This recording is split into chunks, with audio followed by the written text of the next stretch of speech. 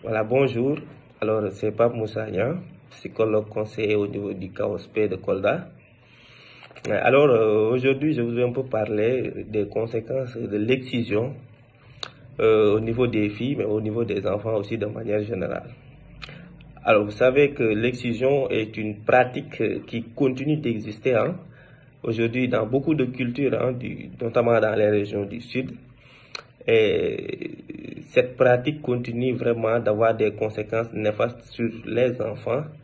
par rapport à leur scolarité, mais aussi par rapport à leur vie en société. Alors, il y a des conséquences de l'excision qui peuvent être d'ordre immédiat, c'est-à-dire qui se manifestent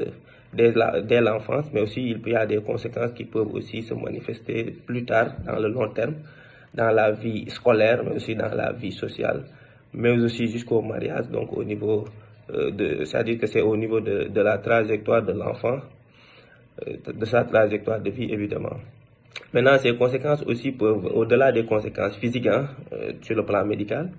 il y a beaucoup de conséquences sur le plan psychologique aussi qui existent, sur le plan émotionnel, mais aussi sur le plan comportemental. Alors, vous savez que l'excision est vécue par l'enfant ou bien par la victime comme étant un événement traumatique. Et quand on parle d'événement traumatique, on fait référence au fait que l'enfant qui vit cet événement douloureux développe ce qu'on appelle un trouble de stress post-traumatique, c'est-à-dire que c'est une situation d'instabilité, c'est une situation de peur, c'est une situation en tout cas assez difficile à vivre pour l'enfant. Et cette situation maintenant peut se manifester par plusieurs éléments. L'un des éléments les plus marquants, ça concerne notamment l'hypervigilance, c'est-à-dire la fille qui est victime de l'excision commence maintenant à développer une certaine peur des personnes qui l'ont excisé, peur des objets avec lesquels on l'a excisé, peur même de tous les lieux en tout cas où cette pratique a été effectuée à son encontre. Au-delà de l'hypervigilance, il y a aussi la reviviscence, c'est-à-dire que l'enfant commence aussi à développer des souvenirs difficiles de cet événement traumatique, car il s'agit d'un événement traumatique,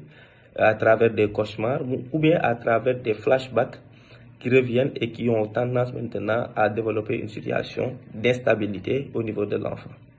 Il y a aussi des conséquences, les conséquences peuvent aussi se matérialiser sous forme de situation d'évitement, c'est-à-dire l'enfant a tendance à éviter toute situation où elle sera seule avec une personne, à éviter